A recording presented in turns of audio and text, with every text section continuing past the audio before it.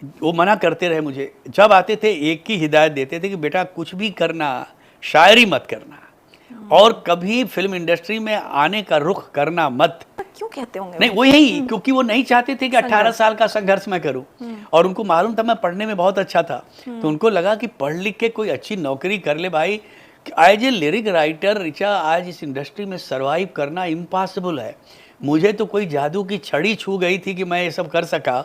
आजकल के लिरिक्स का कब कौन आता है कब जाता है कुछ मालूम ही नहीं। तो वो इसलिए उनकी मंशा थी कि नहीं आए और मैं चाहता भी नहीं था। इसीलिए मैंने पढ़ाई पूरी करके एमकॉम किया मैंने बीएचयू से। उसके बाद मैंने सेंट्रल बैंक ऑफ इंडिया में नौकरी कर ली। मगर वही है ना कि होनी तो होके रहे अनहोनी ना होए।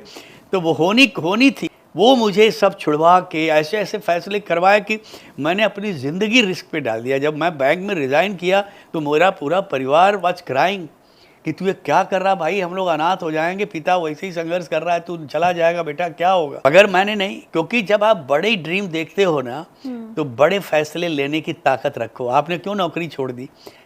आसान नहीं था ना। आप एक चैनल में अच्छे खासे सेटल थी, आपको लोग इतना पसंद करते थे, मगर नहीं, अगर वो फैसला नहीं लिया होता तो आज यहाँ आप नहीं होती।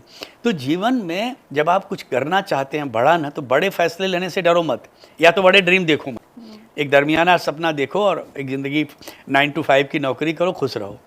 जब बड़े फैसले ले रहे हो, तो बड़े सपने देखते हो, तो लो फैसले। देखो, जब बोलते हैं ना इश्क है, रिस्क है तो इश्क है। अगर इश्क नहीं है तो रिस्क मत लो, अगर इश्क है तो फिर लग जाओ।